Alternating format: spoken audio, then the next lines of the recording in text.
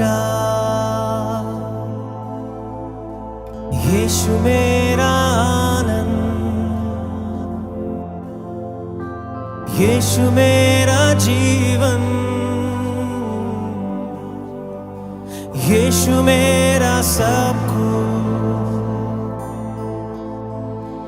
यीशु मेरा राजा, यीशु मेरा आनंद, यीशु मेरा जीवन, यीशु मेरा सब कुछ। राजाओं का राजा, प्रभुओं का प्रभु, आदि और अंत ही है। राजाओं का राजा, प्रभुओं का प्रभु, आदि और अंत ही है।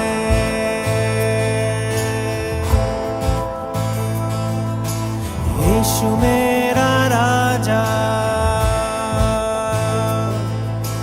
यीशु मेरी शांति, यीशु मेरी नीति, यीशु मेरा सब कुछ, यीशु मेरा राजा, यीशु मेरी शांति, यीशु मेरी नीति, यीशु मेरा सब कुछ। राजा का राजा, प्रभुओं का प्रभु, आदि और अंत तू ही है। राजा का राजा, प्रभुओं का प्रभु, आदि और अंत तू ही है।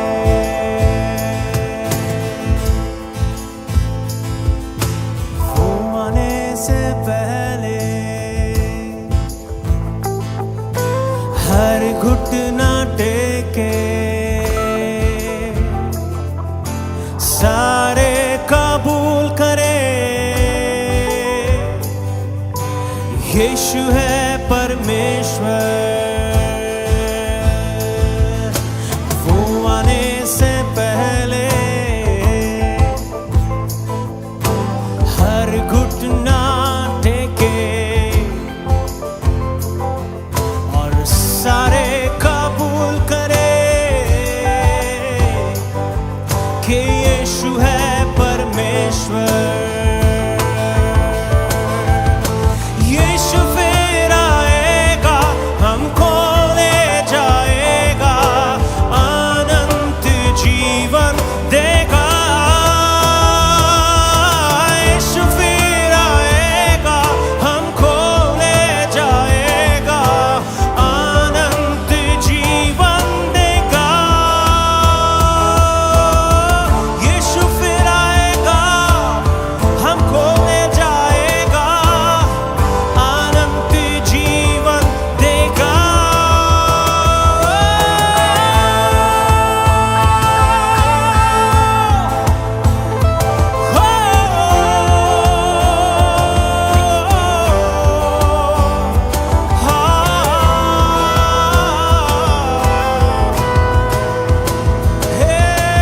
राजाओं का राजा, प्रभुओं का प्रभु, आदि और अंत ही है। राजाओं का राजा, प्रभुओं का प्रभु, आदि और अंत ही है। राजाओं का राजा, प्रभुओं का प्रभु, आदि और अंत ही है। हो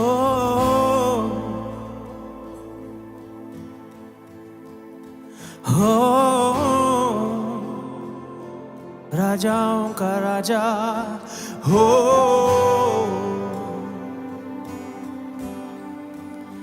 उठाते हैं तेरा नाम, तेरी स्तुति करते हुए। उठाते हैं तेरा नाम, तेरी स्तुति करते हुए। घुटनों पर हम आकर करते हैं तुझसे प्रार्थना। उठाते हैं तेरा नाम, तेरी स्तुति करते हुए। घुटनों पर हम आकर करते हैं तुझसे प्रार्थना। मिलकर हम गाए प्रभु की स्तुति हो। मिलकर हम गाए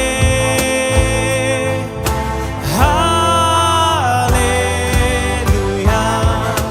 ओ हालेलुया,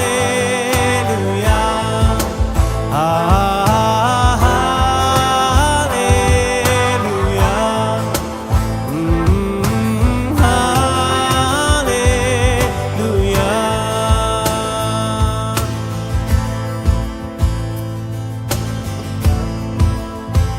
आएगा मेरा यीशु हमें लेने एक दिन।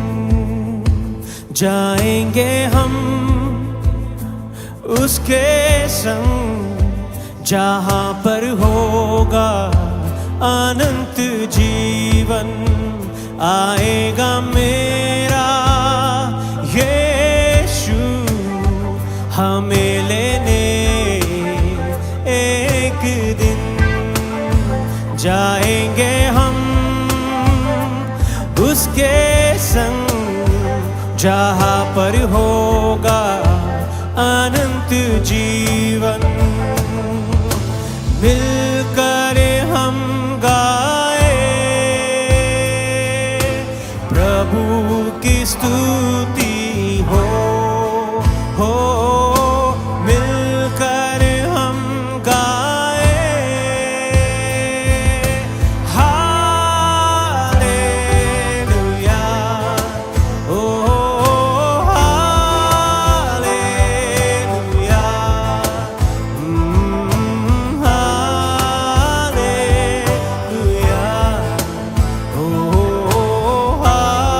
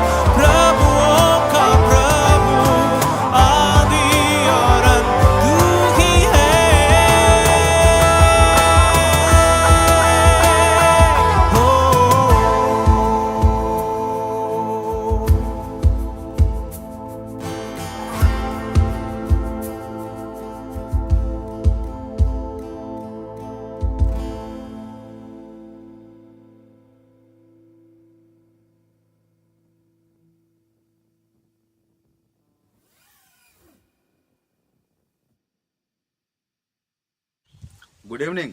પ્રભુ ઈસુ ખ્રિસ્તના નામમાં હું આપ સર્વનો આ ઇવનિંગ બાઇબલ સ્ટડીમાં આવકાર કરું છું અને પ્રેમી સલામ પાઠવું છું. આ સમયે ગુજરાત ડાયોસીસ માનવત બિશપ સાહેબ અને ટેકનિકલ ટીમનો આભાર માનું છું કે આ સાંજની બાઇબલ સ્ટડીને માટે મને તક આપવામાં આવી. સાથે ખાબજી મંડળી તરફથી આપ સર્વને પ્રેમી સલામ પાઠવું છું અને વિડીયો ઉતારનાર અનુરાગ રજવાડી જુવાનનો પણ હું પ્રભુ ઈસુ ખ્રિસ્તના નામમાં આભાર માનું છું. આવો વાલાઓ, આપણે જે વિષય પર આજે અભ્યાસ કરવાના છે તેના માટે શાસ્ત્ર ભાગ વાંચીએ. આજનો જે શાસ્ત્ર ભાગ છે તે ઉત્પત્તિનું પુસ્તક 13મો અધ્યાય, તેના 1 થી 18 વચનો આખો અધ્યાય વાંચવાના છે. ઉત્પત્તિ 13, જ્યાં ઇબ્રાહિમ અને લોતની વાત લખવામાં આવી છે તે આપણે વાંચવાના છે. ઉત્પત્તિ 13, 1 થી 18 ત્યાં પ્રમાણે લખવામાં આવ્યું છે. અને ઇબ્રાહિમ પોતાની સ્ત્રીને લઈને સર્વ માલ મિલકત સુદ્ધા મિસરમાંથી નેગેબ ભણી ગયો અને લોત તેની સાથે ગયો. અને ઇબ્રાહિમ પાસે ઢોળ તથા રૂપું તથા સોનું ઘણું હોવાથી તે બહુ ધનવાન હતો. અને તે નેગેબથી આગળ ચાલતા બેથેલ ગયો. એટલે બેથેલ તથા આઈની વચ્ચે જ્યાં પહેલા વહેલા તેનો તંબુ હતો ત્યાં ગયો. અને જે ઠેકાણે તેણે પહેલા વેદી બાંધી હતી ત્યાં લગી તે ગયો. અને ત્યાં ઇબ્રામે યહોવાને નામે પ્રાર્થના કરી. ઇબ્રામની સાથે લોત ચાલતો હતો, તેને પણ ઘેટા તથા દોડ તથા તંબુ હતા. અને તે દેશ એવો ફળદ્રુપ ન હતો કે તેઓ ભેગા રહી શકે, કેમ કે તેઓની સંપત્તિ એટલી બધી હતી કે તેઓ એકઠા રહી ન શકે. અને ઇબ્રામના ગોવાળિયાઓ તથા લોતના ગોવાળિયાની વચ્ચે તકરાર થઈ. અને તે વખતે કનાની તથા પરિઝી તે દેશમાં રહેતા હતા. અને ઇબ્રામે લોટને કહ્યું, હવે મારી ને તારી વચ્ચે ને મારા તથા તારા ગોવાળિયાઓની વચ્ચે તકરાર થવી ન જોઈએ, કેમ કે આપણે ભાઈઓ છે. શું તારી આગળ આખો દેશ નથી? તો મારાથી તું જુદો થા. જો તું ડાબી ગમ જશે તો હું જમણી ગમ જઈશ, અને જો તું જમણી ગમ જશે તો હું ડાબી ગમ જઈશ. ત્યારે લોતે પોતાની આંખો ઊંચી કરીને યરદનનો આખો પ્રદેશ સોવાર લગી જોયો. તેમાં બધે પાણી પુષ્કળ છે, કેમ કે યહોવાએ સદોમ તથા ગમોરાનો નાશ કર્યા અગાઉ તે દેશ તો યહોવાની વાડીના જેવો તથા મિસર દેશના જેવો હતો. ત્યારે લોતે પોતાને સારું યરદનનો આખો પ્રદેશ પસંદ કર્યો. ને લોત પૂર્વ ગમ ગયો અને તેઓ એકબીજાથી જુદા થયા. ઇબ્રાહિમ કનાન દેશમાં રહ્યો ને લોત તે પ્રદેશના નગરોમાં રહ્યો. ને સદોમ સુધી તે તંબુમાં મુકામ કરતો ગયો. પણ સદોમના માણસો યહોવાની વિરુદ્ધ અતિ દુષ્ટ તથા પાપી હતા. ઇબ્રાહિમથી લોત જુદો થયા પછી યહોવાએ ઇબ્રાહિમને કહ્યું કે તું તારી આંખો ઊંચી કરીને તું જ્યાં છે ત્યાંથી ઉત્તર તથા દક્ષિણ તથા પૂર્વ તથા પશ્ચિમ ભણી જો, કેમ કે જે દેશ તું જુએ છે તે બધો હું તને તથા તારા વંશજોને સદાને માટે આપીશ. અને હું તારો વંશ પૃથ્વીની રજના જેટલો કરીશ, એવો કે જો કોઈ પૃથ્વીની રજને ગણી શકે તો તારો વંશ પણ ગણાય. ઉઠ, આ દેશની લંબાઈ તથા પહોળાઈની હદ સુધી ફર, કેમ કે તે હું તને આપીશ. ત્યારે ઇબ્રાહિમે પોતાનો તંબુ પાડીને મામેરના એલોન વૃક્ષ જે હેબ્રોનમાં છે તેઓ તળે આવીને રહ્યો. અને ત્યાં યહોવાને નામે તેણે એક વેદી બાંધી. આ આપણા ઈશ્વરનું વચન છે. આમેન. આવો વાલાઓ, આપણે ટૂંકી પ્રાર્થના કરીએ અને પછી પ્રભુના વચનોના મનનમાં જઈએ. પ્રાર્થના કરીએ. પવિત્ર અને પ્રેમાળ પ્રભુ, તમારા વચનોને માટે અમે તમારી સ્તુતિ કરીએ છીએ. તમારા લેખિત વચનો અમારી માતૃભાષામાં તમે અમને આપ્યા છે કે જે ભોળાને સમજણ આપે છે, અમારે કયા માર્ગે જવું તેનું માર્ગદર્શન આપે છે, પ્રકાશ આપે છે, અમારે કઈ રીતે વિચારવું, વ્યવહાર કરવો, નિર્ણયો કરવા, અને એ બધાનું માર્ગદર્શન તમારા વચનો આપે છે. બાપ, એના માટે અમે તમારી સ્તુતિ કરીએ છીએ. તમારા વચનોમાંથી અમને હિંમત મળે છે, આશા મળે છે, ભવિષ્યની અનંતની ખાતરી મળે છે. એ વચનોને માટે અમે તમારી સ્તુતિ કરીએ છીએ. પ્રભુ પવિત્ર આત્માદેવ, આ વચનો તમે લખ્યા છે ત્યારે તમે અમને સમજાવો એવી અમે પ્રાર્થના કરીએ છીએ. અમે સર્વ તમારા હાથોમાં સોંપાતા પ્રાર્થના પ્રભુ ઈસુના નામમાં માંગીએ છીએ. આમેન. આમેન. વાલાઓ, આજે મેં મારા વિષયનું નામ રાખ્યું છે પસંદગી મારું ભવિષ્ય નક્કી કરે છે. મારા તાલંતો મારું સામર્થ્ય નહીં, પસંદગી મારું ભવિષ્ય નક્કી કરે છે. મારા તાલંતો કે મારી એબિલિટી કે મારામાં જે ગુણો રહેલા છે તે મારું ભવિષ્ય નક્કી કરતું નથી, પણ મારી પસંદગીઓ મારું ભવિષ્ય નક્કી કરે છે. વાલાઓ, બહુ ફેમસ એવો ગ્રંથ હેરી પોટર આજના સમયમાં આપણે જોઈ શકીએ છીએ. અને એ હેરી પોટર જે એના પરથી મૂવી પણ બની છે તેનો એક ફેમસ ડાયલોગ એ આ પ્રમાણે છે, જ્યારે પ્રોફેસર આલ્બસ ડમ્બલડોર હેરી કે જે મેન કેરેક્ટર છે એ હેરીને એવું કહે છે કે હેરી, આપણી એબિલિટી એ આપણું ભવિષ્ય નક્કી કરતું નથી, પણ આપણી જે પસંદગીઓ છે તે આપણું ભવિષ્ય નક્કી કરે છે, તે આપણું ભવિષ્ય નક્કી કરે છે. વાલાઓ, પસંદગીઓ આપણે જેવી કરીએ છીએ તે બહુ મહત્વની છે. આપણી પસંદગી એ આપણા આખા જીવનને આકાર આપે છે. તાલંતો પણ બહુ જરૂરના છે, પણ જે પસંદગીઓ છે તે તાલંતોની પણ ઉપર આવે છે. એક ખોટી પસંદગી એ આખા જીવનને એ ઊંધી દિશામાં લઈ જઈ શકે છે. એક ખોટી પસંદગી અને એક ખોટી પસંદગીના લીધે એ વ્યક્તિ એ ઊંધી દિશામાં જઈ શકે છે. તેની સાથે જોડાયેલા માણસો પણ એ ખોટા પરિણામોનો ભોગ એ બનતા આપણે જોઈ શકીએ છીએ. તો આમ વાલાઓ, પસંદગી એ બહુ મહત્વની છે. પસંદગી ન ફક્ત મારા જીવનને આકાર આપે છે, પણ પસંદગીઓ એ મારી અનંતતા પણ નક્કી કરે છે. હું ક્યાં હોઈશ એ પણ મારી પસંદગી એ નક્કી કરે છે. ને આમ વાલાઓ, પસંદગીઓ બહુ મહત્વની છે ને આપણે ડગલે ને પગલે પસંદગી કરવી પડે છે. કેટલીક પસંદગીઓ મહત્વની હોતી નથી, પણ કેટલીક પસંદગીઓ જીવનમાં ખૂબ જ મહત્વનું સ્થાન ધરાવે છે. ને એવી પસંદગીઓમાં જો આપણે પ્રભુની જે માર્ગદર્શન છે તે ના સ્વીકારીએ, પ્રભુની કૃપા ના સ્વીકારીએ, પ્રભુનો હાથ ના શોધીએ, તો પછી વાલાઓ, મહત્વની પસંદગીઓ જ્યારે ખોટી કરવામાં આવે છે ત્યારે એ આખા જીવનને બરબાદી તરફ એ આપણને એ દોરી જતા હોય છે. અને જ્યારે જ્યારે આપણે પસંદગી કરવાની હોય છે ત્યારે આપણે શું ધ્યાનમાં લેતા હોઈએ છીએ વાલાઓ? ઘણી બધી વાર જ્યારે પસંદગીઓ આપણે કરવાની થાય છે, ભવિષ્યને લગતી પસંદગી હોય, નોકરીને લગતી પસંદગી હોય, કોઈ જગ્યાને માટે લગતી પસંદગી હોય, જીવન સાથીને માટે લગતી પસંદગી હોય, કેરિયરને માટે પસંદગી હોય, ત્યારે આપણે શું ધ્યાનમાં રાખીએ છીએ? આપણે ધ્યાનમાં રાખીએ છીએ મારો ફાયદો, મને શું ફાયદો થશે, આ હું પસંદગી કરીશ. અને અહીંયા આપણે લોતને જોઈ શકીએ છીએ. લોત એ પોતાનો ફાયદો વિચારે છે અને સાદમ અને ગમોરા તરફ જોઈએ છે, અને પોતાનો ફાયદો આપણે વિચારતા હોઈએ છીએ પસંદગીઓમાં, અને એમાં કશું ખોટું નથી. પસંદગીઓમાં આપણે ભવિષ્યનો વિચાર કરીએ છીએ કે આ પસંદગીથી મારા ભવિષ્ય એ કેવી રીતે સુધરશે. અને આમ આપણે આ પસંદગીઓમાં પોતાનો ફાયદો જોઈએ છે, ભવિષ્યનો વિચાર કરીએ છીએ. પણ વાલાઓ, એક ખ્રિસ્તી વ્યક્તિ તરીકે, એક ઈશ્વર પર આધારિત જન તરીકે, માણસ તરીકે પસંદગી કરવામાં સૌથી મહત્વની બાબત હોય તો એ ફક્ત પોતાનો ફાયદો નથી કે એ ફક્ત ભવિષ્યનો વિચાર નથી, પણ પસંદગીમાં સૌથી મહત્વની બાબત જે છે ખ્રિસ્તી વ્યક્તિ તરીકે એ છે કે મારી પસંદગીઓમાં ઈશ્વરને સ્થાન ક્યાં? શું આ પસંદગીથી હું ઈશ્વરની નજદીક આવીશ, ઈશ્વર સાથેના સંબંધમાં વૃદ્ધિ પામીશ, કે આ પસંદગી એ મને ઈશ્વરથી દૂર લઈ જશે? વાલાઓ, દુનિયામાં ઘણી બધી વાર એવી પસંદગીઓ આવે છે કે જે દુનિયાની નજરમાં આપણું માન બહુ બધું વધારી દે, આપણું સ્થાન ઊંચું કરી નાખે, અને આપણને પુષ્કળ એ પસંદગીઓના લીધે પૈસા આપણને મળે, નાણાં મળે, જેને દુનિયા ચાહે છે એવી દરેક બાબતો અને એ આપણને મળે. પણ ઘણી બધી વાર એવી પસંદગીઓમાં ઈશ્વરનું માન હોતું નથી. એવી પસંદગીઓ ઈશ્વરથી આપણને દૂર લઈ જઈ શકે, ઈશ્વરની સંગતથી આપણને દૂર લઈ જઈ શકે. અને એટલા માટે જ કહેવામાં આવે છે કે એવી પસંદગીઓ જે મને દુનિયાનો રાજા બનાવી દે પણ ઈશ્વરથી દૂર લઈ જાય, તો એવી પસંદગીઓ એ નકામી પસંદગી છે, એ બહુ ખોટી પસંદગી છે. તો વાલાઓ, ખ્રિસ્તી વ્યક્તિ તરીકે મારી પસંદગીઓમાં ઈશ્વરનું માન ક્યાં, ઈશ્વરનું સ્થાન ક્યાં?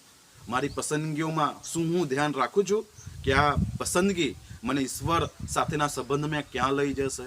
વાલાઓ, આજે ઇબ્રાહિમના જીવનમાંથી આપણે જોવાના છે. વાલાઓ, દરેક પસંદગીના એ પરિણામો એ રહેલા છે, એ પસંદગીના પરિણામો રહેલા છે. અને વાલાઓ, ઘણી બધી વાર જ્યારે ઈશ્વરના મહિમાની પસંદગી કરવામાં આવે છે ત્યારે ઘણું બધું આપણે જતું કરવું પડે છે, પોતાનો ભોગ આપવો પડતો હોય છે, પોતાના લાભોનો ભોગ આપવો પડતો હોય છે, જેવો ઇબ્રાહીમે અહીંયા ભોગ આપવો પડ્યો. અને દુનિયાની દ્રષ્ટિમાં તો ઇબ્રાહીમ મૂર્ખ ગણાયો, જ્યારે એણે એનાથી નાનો જે લોત હતો એનો ભત્રીજો એને પસંદગી કરવાનું કીધું. ને લોત આપણે જાણીએ છીએ કે લોત એ લીલો પ્રદેશ પસંદ કરે છે કે જ્યાં તેના ઢોરઢાક એ સારી રીતે જીવે. અને ઇબ્રાહીમના ભાગે એ સુખો પ્રદેશ આવે છે. તો દુનિયાની નજરમાં તો ઇબ્રાહીમ એ મૂર્ખ બન્યો, પણ ઇબ્રાહીમે એ ઈશ્વરની ઈચ્છા જોઈ, ઈશ્વરનું માન જોયું. અને વાલાઓ, આપણે એ પસંદગીમાં આપણે જોઈ શકીએ છીએ કે અંતે આજે આપણે ઇબ્રાહીમને સારી રીતે યાદ કરીએ છીએ. એવી જ રીતે આજે ઇબ્રાહીમની 3 પસંદગીઓ હું તમારી સમક્ષ મૂકવા માંગુ છું. ભાલો, જેમ મેં કીધું તેમ કે પસંદગીઓમાં બહુ મોટો ભોગ આપવો પડે છે, દુનિયાની નજરમાં મૂર્ખ બનવું પડે છે, જતું કરવું પડે છે. અને ઇબ્રાહીમ કઈ રીતે તેણે જતું કર્યું, ભોગ આપ્યો, અને એના લીધે ઇબ્રાહીમ એ ઈશ્વરનો મિત્ર કહેવાયો. વાલો, કેટલું મહાન બાબત કહેવાય કે કોઈ વ્યક્તિ, કોઈ માણસ જેને ખુદ ઈશ્વર કહે, ઇબ્રાહીમ એ મારો મિત્ર છે એવું ખુદ યહોવા કહે છે. આ કેટલું મોટું માન સ્થાન એ વ્યક્તિને માટે એ કહી શકે. રૂમી જે સૂફી સંત થઈ ગયા, સૂફી લેખક થઈ ગયા, તે આ પ્રમાણે કહે છે કે અમે મુસ્લિમો, યહૂદીઓ અને ખ્રિસ્તીઓ ઇબ્રાહીમના દેવની આગળ નમીએ છે. અને ફક્ત ખ્રિસ્તીઓ નહીં, ફક્ત યહૂદીઓ નહીં, પણ મુસલમાનો, યહૂદી અને ખ્રિસ્તીઓ અમે બધા ઇબ્રાહીમના દેવની આગળ નમીએ છે. અને વાલો, આ ઇબ્રાહીમનું વિશ્વાસુ પણ હતું પોતાના દેવ પ્રત્યે, એની પસંદગીઓમાં આપણે જોઈ શકીએ છીએ. ને એ આજે આપણે જોવા માંગીએ છીએ. એની 3 પસંદગીઓ આપણે જોવા માંગીએ છીએ. પહેલી પસંદગી 12મા અધ્યાયમાં, જ્યારે ઈશ્વર એને કહે છે, ઈશ્વર એને દર્શન આપે છે અને ઈશ્વર કહે છે કે ઉઠ, હું તને જે દેશ દેખાડું તે દેશમાં જા, પોતાના પિતાનું ઘર છોડીને જે દેશ હું તને દેખાડું તે દેશમાં જા. અને વાલાઓ, તમે જુઓ ને તો ઇબ્રાહીમ એ ઈરાકનો જે પ્રદેશ છે ત્યાંથી તે આવતો હતો. અને જે બિબ્લિકલ હિસ્ટોરિયન અને બીજા જે દુનિયાના ઇતિહાસકારો છે તે આ પ્રમાણે કહે છે કે ઇબ્રાહીમ જે દેશમાં આવતો હતો તે બહુ મોટું શહેર હતું, ત્યાં લાઇબ્રેરી હતી, ત્યાં સારામાં સારો ધંધો, વ્યવસાય વિકાસ પામ્યો હતો. તેમની પાસે આધુનિક બધી સુવિધાઓ હતી, ખેતીને લગતી, જીવવાને લગતી એ બધી સુવિધાઓ હતી. એટલે ઇબ્રાહીમ એ વેલ સેટ એ વ્યક્તિ હતો, સારા એવા શહેરમાં એ રહેનાર વ્યક્તિ હતો કે જ્યાં કદાચ એનો ધંધો સેટ હશે, એની ખેતીવાડી, એનું પશુપાલન સેટ હશે, જ્યાં એના સગા સંબંધીઓ રહી રહ્યા છે, એનો પરિવાર ત્યાં છે. અને આ ઈશ્વર એને દર્શન આપે છે. અને ઇબ્રાહીમ એ ઘણી બધી વાર આશ્ચર્ય પામ્યો છે કે હું જે ઈશ્વરને ભજું છું એ તો મૂર્તિઓ છે, પણ આ ઈશ્વર એ તો જીવતો ઈશ્વર છે, આ તો બોલનાર ઈશ્વર છે. અને ઈશ્વર એને કહે છે કે તારા બાપનું ઘર છોડીને હું દેશ દેખાડું, 1000 કિલોમીટર 1500 કિલો માઇલ જે દૂર છે એ દેશમાં ઈશ્વર એને મુસાફરી કરવાનું એ કહી રહ્યા હતા. વાલાઓ, ઈશ્વરે એને કશું કહ્યું નહોતું કે ત્યાં તારું જીવન કેવું હશે. અને ત્યાં ઈશ્વર એને પોતાનું ભવિષ્ય દેખાડતા નથી, પોતાની યોજના દેખાડતા નથી, પણ ઇબ્રાહીમને ફક્ત એટલું જ કહે છે કે તારો દેશ છોડીને જા. ઇબ્રાહીમે ફક્ત એ આજ્ઞા પાલન કરવાની હતી, પણ એ આજ્ઞા પાલન બહુ અઘરી હતી. અને વાલાઓ, એક લેખક આ પ્રમાણે કહે છે કે સારાએ પૂછ્યું હશે કે આપણે ત્યાં જઈને શું કરીશું, અને ઇબ્રાહીમે કીધું હશે મને ખબર નથી, ત્યાં તો આપણું પરિવાર નથી, આપણે શું કમાઈશું. ઇબ્રાહીમે કહ્યું હશે મને ખબર નથી. અને આપણું ભવિષ્ય શું હશે, અને ઇબ્રાહીમ કીધું હશે ખબર નથી. પણ ઇબ્રાહીમે એવું કીધું હશે કે મને આ ઈશ્વર મળ્યો છે, જે જીવતો ઈશ્વર છે, જે બોલનાર ઈશ્વર છે. અને આમ વાલાઓ, એ જીવતા ઈશ્વર પર આધાર રાખીને, જે પોતાનું શ્રેષ્ઠ છે તે મૂકીને, જે પ્રદેશ કે જે જાણતો નથી, જે અંધારિયો પ્રદેશ છે, જે ભવિષ્ય ધૂંધળું છે, અંધકારમય છે, પણ ઈશ્વર પર આધાર રાખીને તે ચાલી નીકળે છે. વાલાઓ, જુવાનો તરીકે જીવનમાં ઘણી બધી વાર એવા સમયો આવે છે કે જ્યારે લાગે કે મારું જીવન ક્યાં જઈ રહ્યું છે, મને ખબર જ નથી, ભવિષ્ય શું છે બિલકુલ અંધકારમય, અત્યારે હું શું કરી રહ્યો મને નથી ખબર, મારું ભવિષ્યનું શું થશે. ને વાલો, આવા સમયો આપણા દરેકના જીવનોમાં આવે છે, જુવાનોના જીવનોમાં આવે છે. પણ વાલાઓ, આવા પ્રસંગો એ ફક્ત આપણા જીવનોમાં આવ્યા નથી, બાઇબલમાં જીવી ગયેલા એ મહાન ઈશ્વર ભક્તો, સેવક સેવિકાઓના જીવનોમાં પણ આવ્યા. ઇબ્રાહીમને પણ ખબર નથી કે આગળ શું થશે, પણ એ પોતાના દેવને જાણતો હતો, એ યહોવાને એ ઓળખતો થયો હતો અને યહોવા પર આધાર રાખીને એ ચાલી નીકળ્યો. વાલાઓ, જુવાનને માટે, આપણા માટે એ જ છે કે આપણને ખબર નથી કે મારું જીવન ક્યાં જઈ રહ્યું છે, પણ જો હું યહોવા પર આધાર રાખું છું તો છેલ્લે મારું જીવન એ શ્રેષ્ઠતા તરફ, પોતાના જીવનના એ હેતુની પરિપૂર્ણતા તરફ જ આગળ વધશે. ઇબ્રાહીમે અઘરી પસંદગી કરવાની હતી. પોતાનો દેશ છોડવાનો હતો, પોતાના પિતાનું ઘર છોડવાનું હતું, પોતાની નોકરી છોડવાની હતી, પોતાનું વેલ સેટ ઘર અને સગાવાલાઓ છોડવાના હતા. બહુ અઘરી પસંદગી હતી વાલાઓ, પણ ઈશ્વરનો મહિમા વચ્ચે રાખીને, ઈશ્વર પર આધાર રાખીને તેણે આ પહેલી પસંદગી કરી. વાલાઓ, આજે જ્યારે ગામડામાંથી વિદેશ જવાનું થાય તો આપણે મોટા ભાગે એ રાજી ખુશી જઈશું, પણ વેલસેટ જગ્યામાંથી ઈશ્વર જ્યારે આપણને ઓછી સુવિધાવાળી જગ્યાઓમાં મોકલે ત્યારે આપણો પ્રતિભાવ કેવો? ઇબ્રાહીમનો પ્રતિભાવ આપણે જોઈ શકીએ છીએ. તેણે ઈશ્વર પર આધાર રાખ્યો. પસંદગી એ ઈશ્વરનો મહિમા એ વચ્ચે રાખ્યો. પહેલી પસંદગી. બીજી પસંદગી જે આપણે શાસ્ત્ર ભાગ વાંચ્યો છે, લોત અને ઇબ્રાહીમની વાત. વાલાઓ, આપણે જોયું તેમ કે તકરાર થવા લાગી એમના ગોવાળિયાઓ વચ્ચે, અને ઇબ્રાહીમ કહે છે કે આપણે તો ભાઈઓ છે, આપણા વચ્ચે તકરાર થવી ના જોઈએ. અને ઇબ્રાહીમ પોતે વડીલ છે, એની પાસે પોતાનો હક છે પસંદગી કરવાનું, પણ પોતાનો હક જતો કરે છે, પોતાનો હક જતો કરે છે. એ લોતને કહે છે કે લોત, તું ડાબી બાજુ જઈશે તો હું જમણી બાજુ જઈશ, તું જમણી તરફ જશે તો હું ડાબી બાજુ જઈશ. અને લોત પોતાની પસંદગીઓ એ પોતાની નજર પ્રમાણે કરે છે. એ જુએ છે સદોમ અને ગમોરાનો આખો પ્રદેશ. ત્યાં એવું લખ્યું છે બાઇબલમાં, આપણે વાંચ્યું ત્યાં, કે એ ઈશ્વરે નાશ કર્યો તે પહેલા એદનવાડી જેવો એ સુંદર પ્રદેશ હતો. અને લોતે મનમાં વિચાર્યું કે મારું પરિવાર સારી રીતે સેટ થશે, મારા ઢોરઢાક સારી રીતે સેટ થશે. અને લોત આમ પોતાની નજરો પર જોઈને એ પસંદગી કરે છે. અને લોતને ખબર હતી કે સદોમ અને ગમોરા જે શહેર છે, અને તે પણ આજના મોડર્ન શહેર જેવા જ છે વાલાઓ, જેમ મુંબઈ, દિલ્હી, ટોક્યો, ન્યુયોર્ક અને એવા શહેરોમાંનું એક શહેર હતું. ને મોટા શહેરોમાં એ દરેક પ્રકારની એ દુષ્ટતા એ રાજ કરતી હોય છે. અને એટલા માટે જ એક બ્રિટનના એક લેખક આ પ્રમાણે કહે છે કે જો ઈશ્વર આજે, જો લંડનને જો ઈશ્વર સજા ના કરે તો ઈશ્વરે સદોમ અને ગમોરા પાસે માફી માંગવી પડશે. જો ઈશ્વર આજે ન્યુયોર્ક અને મોટા મોટા શહેરોને જો ઈશ્વર શિક્ષા નહીં કરે તો ઈશ્વરે સદોમ અને ગમોરાની પાસે માફી માંગવી પડશે. વાલો, આપણે જાણીએ છીએ શહેરોમાં કોઈ જાતનું મોરલ ના હોય, ચરિત્ર ના હોય, મન ફાવે તેવી રીતે લોકો જીવતા હોય. ને એટલા માટે જ લોત પણ શરૂઆતમાં એવું લખ્યું છે, તમે આગળ વાંચો તો એવું લખ્યું છે કે લોત એ સદોમ અને ગમોરામાં જઈને રહેતો નથી, પણ એ શહેરની બહાર એ તંબુ એ બાંધે છે અને ત્યાં રહે છે. પણ થોડા સમય પછી આપણે ફરીવાર વાંચીએ છીએ ત્યારે એવું લખવામાં આવ્યું છે કે લોત એ તો મિનિસ્ટર બની ગયો હતો, સદોમ અને ગમોરાનો વડીલ બની ગયો હતો, કે જે ન્યાય કરે, જે શહેરને લગતા મહત્વના નિર્ણયો લે, અને એ શહેરમાં એ ઓટલે બેસે છે અને નિર્ણયો કરતા આપણે જોઈ શકીએ છીએ. અને પછી આપણે આખું જાણીએ છીએ સદોમ અને ગમોરાનો નાશ, કે 3 એ દૂતો મળવાને માટે આવે છે, અને લોકો એ દૂતોની સાથે વ્યભિચાર કરવાને માટે એ લોટને ત્યાં જબરજસ્તી કરતા આપણે જોઈ શકીએ છીએ. વાલાઓ, આપણે અહીંયા જોઈ શકીએ છીએ કે ઇબ્રાહીમ કરતા લોત એ વધારે ધનાઢ્ય હશે પોતાની પસંદગીના લીધે. લોતનું ઘર ઇબ્રાહીમના ઘર કરતા મોટું હશે, લોતની સુવિધાઓ ઇબ્રાહીમ કરતા સારી હશે, લોતની ઓળખાણો ઇબ્રાહીમ કરતા એ શ્રેષ્ઠ હશે, પણ ઈશ્વરની પસંદગી એ તેણે ધ્યાનમાં રાખી નહીં. અને આપણે જોઈએ છે કે તેનો જીવન એ બરબાદી તરફ આગળ વધ્યું. તેણે એ પોતાનું બધું જ છોડીને ભાગી જવું પડ્યું.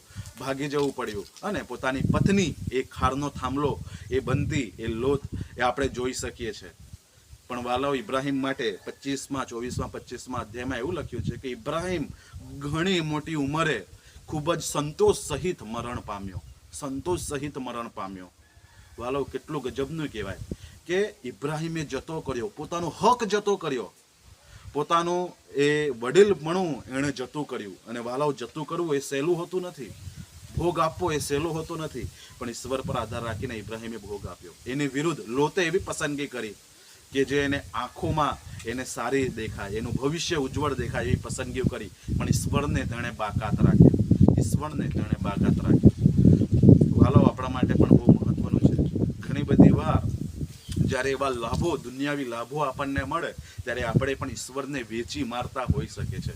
પ્રભુ ઈશ્વરના ભક્તો તરીકે આપણા પર કૃપા કરે કે આપણી પસંદગીઓમાં ભલે હું જતો કરું, મારું નુકસાન થાય, દુનિયાની નજરમાં હું મૂર્ખ બનું, હું જોવે તો અસુવિધાવાળો બનું, મને સુવિધાઓ ના મળે, પણ મારી પસંદગીમાં ઈશ્વર એ કેન્દ્ર સ્થાને હોય. ઇબ્રાહિમ માટે એવું લખ્યું છે કે ઇબ્રાહિમ મોટી ઉંમરે સંતોષ સહિત એ મરણ પામ્યો. લોત માટે એવું લખવામાં આવ્યું નથી. આ ઇબ્રાહિમની બીજી પસંદગી કે જેણે પોતાની દ્રષ્ટિ પ્રમાણે નહીં પણ વિશ્વાસ પ્રમાણે ચાલ્યો. વિશ્વાસ પ્રમાણે તે ચાલ્યો. ને વાલાઓ, ત્રીજી પસંદગી એ બહુ મહત્વની પસંદગી છે. પહેલી પસંદગીમાં તેને ઘર છોડવાનું હતું, પરિવાર છોડવાનું હતું. બીજી પસંદગીમાં તેને હક જતો કરવાનો હતો. પણ ત્રીજી પસંદગીમાં તો પોતાનો એકનો એક દીકરો આપવાનો હતો. 24મા અધ્યાયમાં આપણે જોઈ શકીએ છીએ કે ઈશ્વર કહે છે કે જે દીકરા પર તું પ્રેમ કરે છે તેનું બલિદાન તું આપ. અને વાલાઓ, ઇબ્રાહિમની એ સમયની જે મનોદશા હશે તે આપણે વિચારી પણ શકતા નથી. ઇબ્રાહિમને ઈશ્વર કહે છે કે મોરિયા પહાડ દેખાડે છે કે જ્યાં ઇબ્રાહિમ રહી રહ્યો છે ત્યાંથી તેની મુસાફરી 3 દિવસ જેટલી મુસાફરી એ લાગે છે, અને ત્યાં જઈને પોતાના દીકરાનું બલિદાન આપવાનું હતું. વાલાઓ, આપણે વિચારી શકીએ એક પિતા કે જેને 100 વર્ષે પિતા બનવાનો, એ 100 વર્ષે એને દીકરો મળ્યો છે ઈસહાક, જેના પર તે બહુ જ પ્રેમ કરે છે, બહુ પ્રીતિ કરે છે, અને હવે પોતાના દીકરાનું બલિદાન આપવું એ કેટલું કઠણ હશે ઇબ્રાહિમને માટે. એ 3 દિવસની બલિદાન આપવાની માટેની તેને મુસાફરી કરવી પડી. એ 3 દિવસમાં ઇબ્રાહિમના વિચારો કેવા હશે, અને એ ઈશ્વર વિશે શું વિચારતો હશે કે આ કેવો ઈશ્વર યાર, જે મને કાઢી લાવ્યો ને અત્યારે મારા દીકરાનું બલિદાન માંગી રહ્યો છે. ઇબ્રાહિમ પાસે રસ્તો હતો, ઇબ્રાહિમની પાસે પસંદગી હતી. ઇબ્રાહિમ એવી પસંદગી કરી શક્યો હોત કે પ્રભુ, તારા કહેવાના લીધે હું દેશ છોડીને આવ્યો, તારા કહેવાના લીધે મેં મારો હક જતો કર્યો, પણ પ્રભુ મારો છોકરો તો હું તને નહીં આપું, મારો છોકરો નહીં, આ પ્રભુ આ નહીં, હું જતો રહીશ પાછો મારા દેશમાં. અને મને તો જમીન મળી ગઈ છે, મને ધોળઢાક વધી ગયા છે, મારું સોનું રૂપું વધી ગયું છે, હવે મને તારી જરૂર નથી પ્રભુ, હવે તારી જરૂર નથી. હવે તો મને દીકરો પણ મળી ગયો છે જેના પર હું બહુ પ્રેમ કરું છું. પણ વાલાઓ, ઇબ્રાહિમ આવું કશું કહેતો નથી. એ કડવો પ્યાલો હતો જે ઇબ્રાહિમે પીવાનો હતો. ને ઇબ્રાહિમે અહીંયા પણ ઈશ્વર પર આધાર રાખ્યો, ઈશ્વર પર વિશ્વાસ રાખ્યો, અને પોતાના એકના એક દીકરાનું બલિદાન આપવું ઈશ્વરને માટે, એ પોતાના દીકરાનું બલિદાન આપવાને માટે એ તૈયાર થયો. અને આપણે એ વાતમાં આગળ જોઈએ છે કે જ્યારે એ છેલ્લી કક્ષા સુધી ઈશ્વર એને લઈ જાય છે, અને જેવો છરો ઉગામે છે ત્યારે ઈશ્વર ના પાડે છે કે ઇબ્રાહિમ તે સાબિત કર્યું છે. અને પછી ઈશ્વર એ ઘેટું પૂરું પાડે છે, અને પોતાના દીકરાનું બલિદાન એ ઈશ્વર આપવા દેતા નથી, અને ઘેટાનું બલિદાન એ આપે છે. પણ વાલાઓ, અહીંયા જોઈ શકીએ એવો ભક્ત કે જે ઈશ્વરના માટે એ કશું પાછું રાખતો નથી. પોતાનું પરિવાર, પોતાનો હક, પોતાની જાત નહીં પણ પોતાના દીકરો પણ એ ઈશ્વરને માટે આપી દેવાનું એ તૈયાર થાય છે. ને વાલો, આ બધી વાતોમાં આપણે જોઈ શકીએ છીએ કે ઈશ્વરને માટે આપણે જે કંઈ પણ કરીએ છીએ તે બલિદાન એ હોતું નથી. ઈશ્વર અનેક ઘણું તેનું આપણને એના કરતાં પણ શ્રેષ્ઠ એ પાછું આપે છે. ઈશ્વર આપણને શ્રેષ્ઠ પાછું આપે છે. ઈશ્વરને માટે આપણે જ્યારે જતું કરીએ છીએ એનો બદલો પણ ઈશ્વર એના કરતાં પણ વિશાળ રીતે આપણને આપે છે. લોતને આપણે સારી રીતે યાદ કરતા નથી, પણ ઇબ્રાહિમને બહુ માનથી યાદ કરીએ છીએ. અને રૂમી કે જે મુસલમાન લેખક થઈ ગયો, તે આ પ્રમાણે મેં કીધું તેમ કે અમે યહૂદીઓ, મુસલમાન અને ખ્રિસ્તીઓ ઇબ્રાહિમના દેવની આગળ માથું નમાવીએ છીએ.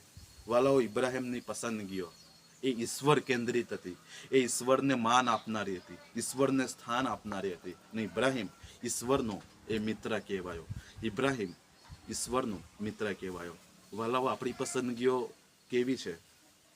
વાલાઓ, આપણી પસંદગી એ અનંતકાળ એ નક્કી કરતી હોય છે. આપણી પસંદગીઓમાં રહેલું છે આપણું અનંતકાળ નક્કી કરવું. ખ્રિસ્તને સ્વીકારવા, ખ્રિસ્તને ન સ્વીકારવા, વાલાઓ, આપણું અનંતકાળ નક્કી કરે છે. આપણી પસંદગીઓમાં જ્યારે ઈશ્વરનું માન રાખીએ છીએ, ઈશ્વરનું સ્થાન આપણે રાખીએ છીએ, એ પસંદગીઓ એ આપણી શ્રેષ્ઠ પસંદગીઓ છે. હા, દુનિયાની નજરમાં એ મૂર્ખામી હોઈ શકે, હક જતો કરવો હોઈ શકે, બહુ બધું નુકસાન આપણે વેઠવું પડે, પણ ઈશ્વરને માટે જ્યારે આપણે આવું કરીએ છીએ ત્યારે ઈશ્વર એના સમયમાં બહુ શ્રેષ્ઠ, આપણે જે જેટલું જતું કર્યું છે એના કરતાં પણ શ્રેષ્ઠ ઈશ્વર એ આપણને પૂરું પાડે છે. ઈશ્વર શ્રેષ્ઠ પૂરું પાડે છે.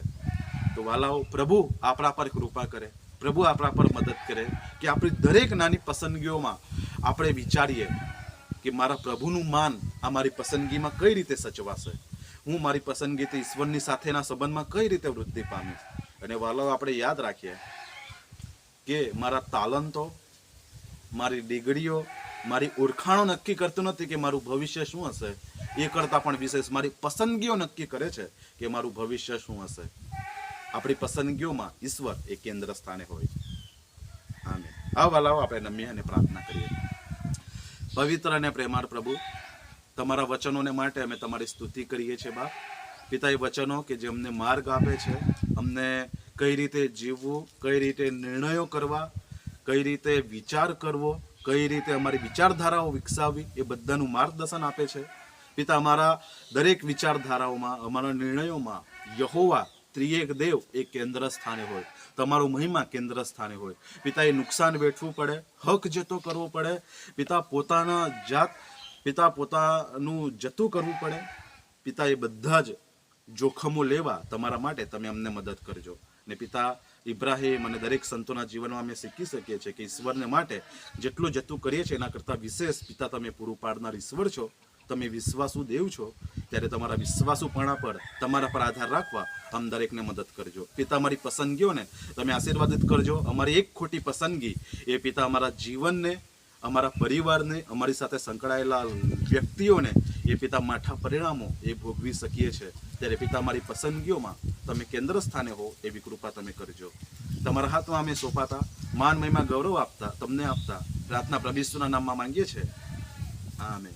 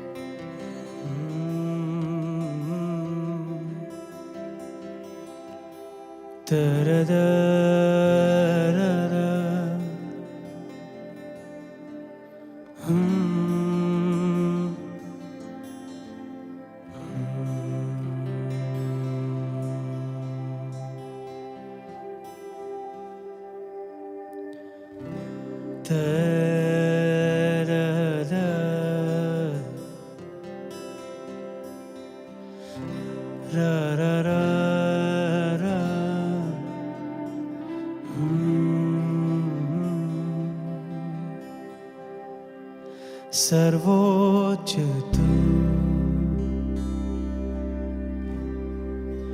पवित्र है तू, परम पवित्र यीशु राजा. सर्वोच्च तू पवित्र है तू, परम पवित्र यीशु राजा.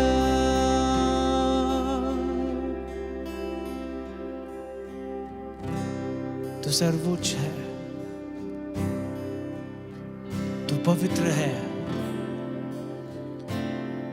परम पवित्र यीशु राजा.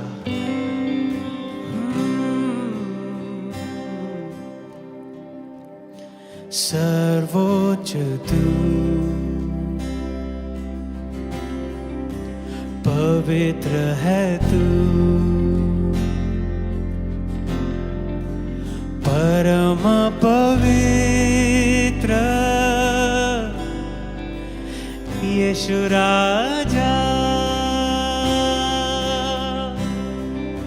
सर्वोच्च तू, पवित्र है तू, परम पवित्र यीशु राजा, स्तुति प्रशंसा सब हो तेरा, सुंदर कोमल तू यीशु राजा, स्तुति प्रशंसा सब हो तेरा, सुंदर कोमल तू यीशु राजा, सुंदर कोमल तू यीशु राजा। प्रभु जितना सामर्थ्य से भरा हुआ है, जितना न्यायी परमेश्वर तू है, उतना ही प्रेम से भरा हुआ तू है। जितना ऊंचा है, विराजमान है सबसे ऊंचा तू, उतना ही हमारे दिलों में तू बसता है, हमसे प्रेम करता है। ऐसा मेरा यीशु है, ऐसा मेरा यीशु है। सर्वोच्च तू, पवित्र है तू, परम पवित्र यीशु राजा, स्तुति प्रशंसा सब हो तेरा, सुंदर कोमल तू यीशु राजा, स्तुति प्रशंसा सब हो तेरा, सुंदर कोमल तू यीशु राजा, सुंदर कोमल तू यीशु राजा, सुंदर कोमल तू यीशु राजा। हाँ प्रभु, सुंदर सुंदर कोमल तू यीशु राजा, सुंदर कोमल तू यीशु राजा।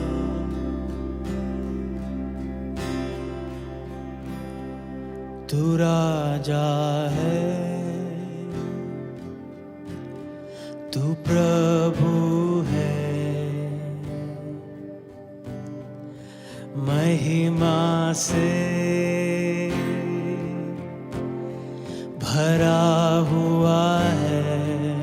Come on, sing it with me. तू राजा है, तू राजा है, तू प्रभु है,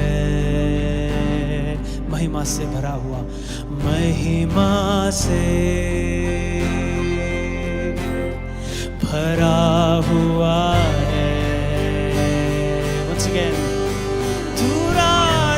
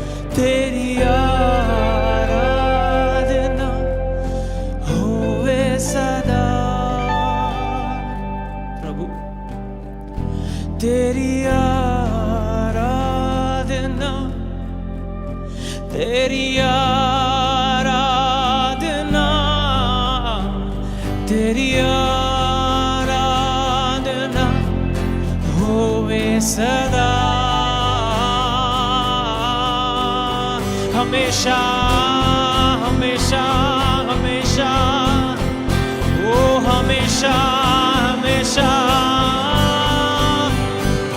तेरी आराधना होवे सदा ओ Rana mamande rana mamande shora rana mare sara la ramare shara la la la la la la la la la shari rana mamande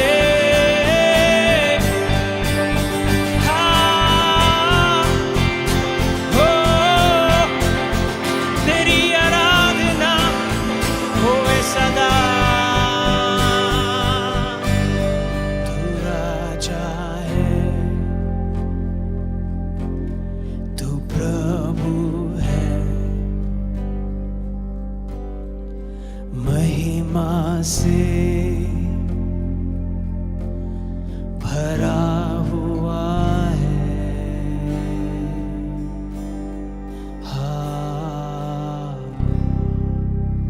तू महिमा से भरा हुआ है तू राजा है तू प्यार से भरा हुआ है तू न्यायी है तू सबसे उत्तम सबसे अच्छा सबसे ऊंचा है इस आराधना को ग्रहण कर स्वीकार कर यीशु मसीह के नाम से मांगते हैं आमीन।